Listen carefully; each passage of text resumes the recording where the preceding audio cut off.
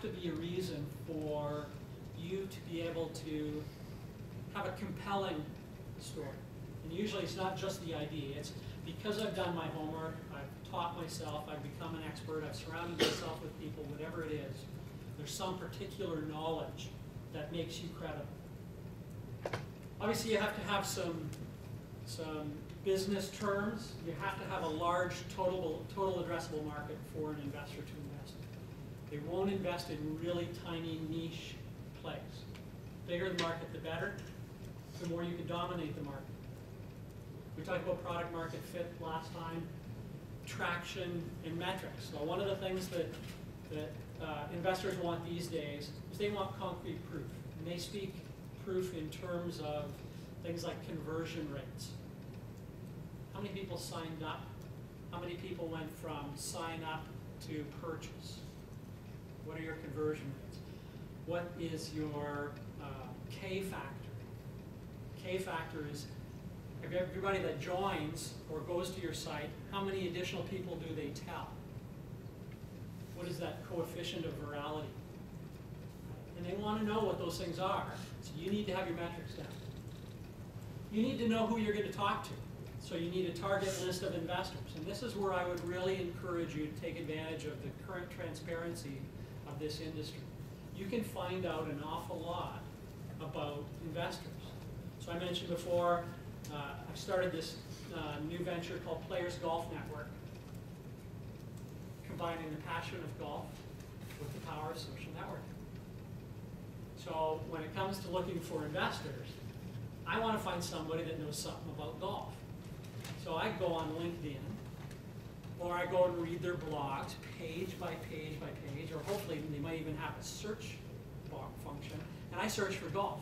And if I read somewhere that the person hates golf, or if they particularly have a passion for golf, or even better yet, as happened with Panorama Capital, some folks I'm meeting with next week, they've already invested in an online golf game. These guys may be a good target, so they're on my list. So do your homework. This isn't about just spraying the waterfront and hoping something sticks. Find the right investors based on what it is you're trying to achieve. It's also not just their domain expertise. I mean, some have it, some are clean tech, some are web, some are the cloud, but also what stage do they invest in? And again, you can find that out. Then get some introductions. Find somebody that can introduce them. LinkedIn's a great way to do that. Go comb through their list of portfolio customers, portfolio investees, see if you recognize any names. Then LinkedIn every one of the people there. The amazing thing is you're probably only one or two people away from knowing somebody that's associated with that investor. Don't know anybody, you still want to get to see them? Start following them on Twitter. There's no better way to stalk an investor than to read their blog, follow their tweets, comment where appropriate, and start to create this conversation. I can tell you, a lot of investors like to blog. They like to share how smart they are with everybody. And some of them are extremely smart and very provocative in many cases. And they read the comments and the feedback. So become one of those people that take what they say, sometimes challenge it, don't necessarily agree with everything they say, but get your name in front of them. Attend events. Seek them out at events. Stalk them when they're up on stage. Be one of the people to wait for them when they're done. Introduce yourself. Say it's not a great time necessarily. I'm sorry? You're asking for trouble. I know the response. You're that guy that keeps tweeting to me. Yeah. But you have to do that. You have to get known to them. And they will look for people that are persistent. It is extremely important for them. In terms of what you need to prepare, I think you need to have, Jim mentioned it last time, you need to know what your business is going to look like for the next year. You need an operating plan. You don't need to give it to them, but you need to prove to them that you know it. They don't want to see it. They won't read it. They might read a two-pager. I'm going to this investor speed dating thing next week. book meetings with them in advance. And it was amazing. The majority of investors asked for a 2-pager. A couple asked for a slide deck, but most asked for a 2-pager. And I got both. Frankly, I think I can convey my story better with a 2-page executive summary than I can with a slide deck. I mean, you see my slides. In fact, most of my slides don't have this much text. I like to talk to images. I think they have more of an impact. But that's great if you've got a talking head or a narrative to go along with it. But it's amazing, most of the investors right now aren't asking for a narrated slide deck. They just want your deck. So you've got, and the deck has to be no more than 10 to 15 slides. I got way more to say than that. So unless you're really good at putting this together, and there are a lot of great websites that talk about how you get to 10 to 15 websites, or sorry, 10 to 15 slides. Steve Blank yesterday or today had something on his blog that said, "Don't confuse the journey with the destination." Was the title. And it was really all about what the slide deck is intended for. And his comment was, he's seeing a lot of entrepreneurs use VCs, or at least him, as a sounding board for their ideas. And he said, that's not what the slide deck's for. You got to go do that in advance, and you come and tell me what you found out. Don't tell me what you're going to do. Tell me what you heard and what the implications are. And if you can get to that, then maybe the slide deck makes sense.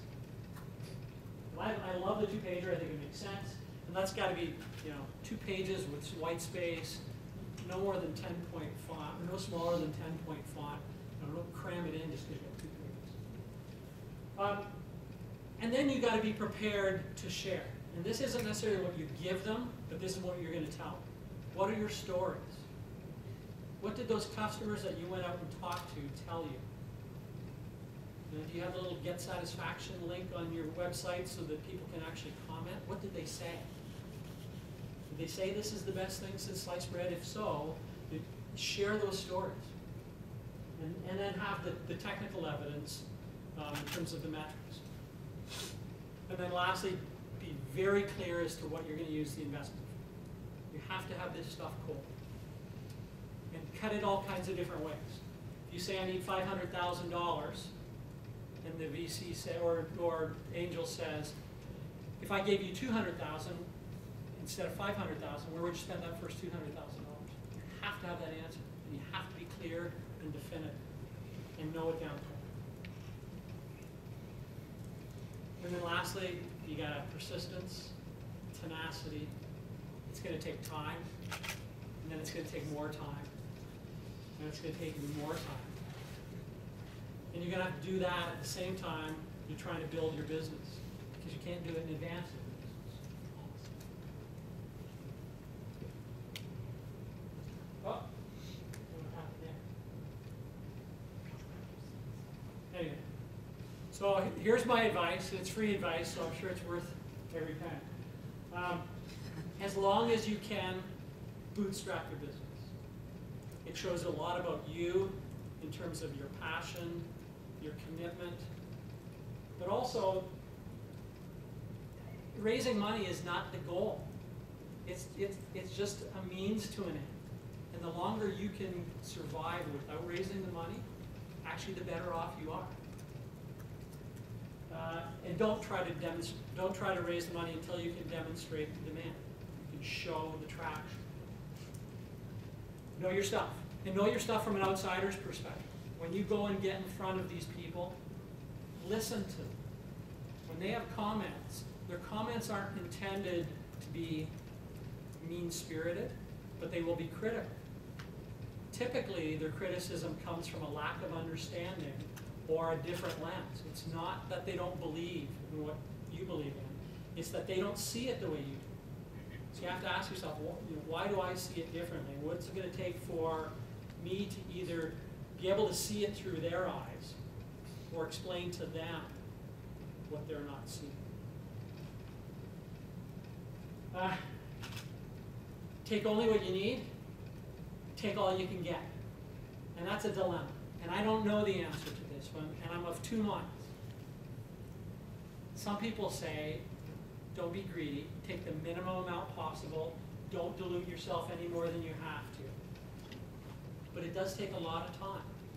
And you may get into a position where you have an investor that loves the story. In fact, they're prepared to write you a bigger check than you had originally expected. A lot of people will tell you, take the money while you can, because you may not get another opportunity.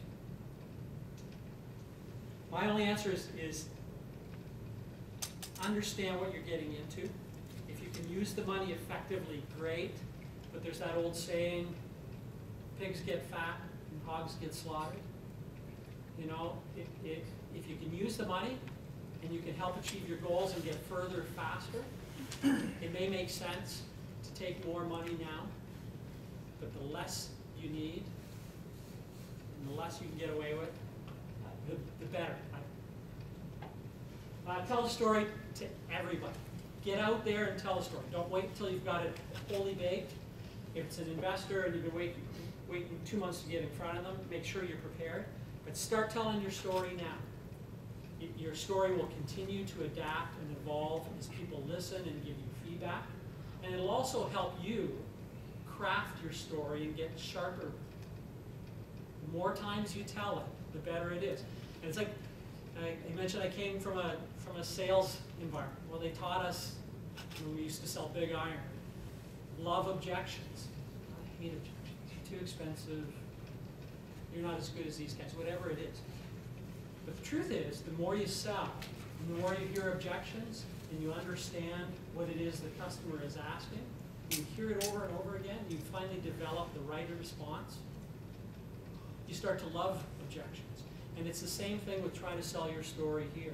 The more you practice it, the more you hear people say, in our case, with the golf thing, yeah, but people are going to cheat. How are you going to stop people from cheating? I just smile when people say that now, because I've heard it so many times. It's true. People always cheat in golf.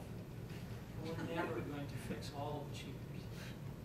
However, we have some systems in place. And, and then you go on and on. The first time I went, oh, yeah, right, cheating. How are we going to deal with that? And then the second time, and then we started talking about it. And then, you tell the story enough, you start to hear it picks up this sort of momentum. So tell your story to everybody you can.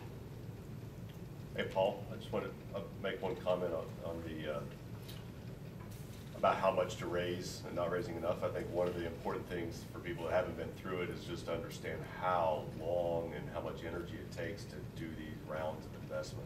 I mean, my experience has been 6 to 9 months usually. That doesn't mean that's all you're doing, but it's occupying a large amount of your time.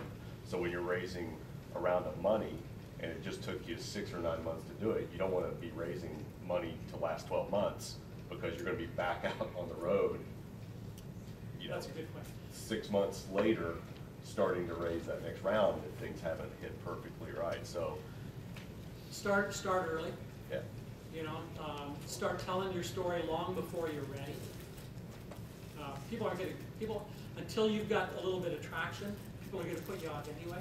But get out there and start telling the story to people, and build those pieces that you needed early on, and then ask for meetings. Ask for Skype calls with these guys. They'll take a call. Tell your story. Maybe don't take the best ones first. Have a couple of disposable investors that you're not likely to get anyway. But if they take the call, share the story. Get their feedback, learn. But you're right. I mean, I've been doing it with PGN for going on 7 months now. Even when you have somebody commit, you got a signed term sheet, it can take six months before you'll actually see the cash. And there's more work to be done after you've got that. So it's just time consuming. That's the point. And there's again, I'm going to put a brief list of sources up there, but use what's out there on the web for guidance. There are some great blogs or great articles on how to close quickly. Nothing more than on how to close your round quickly, because that's the worst thing that could happen is you run out of steam before the check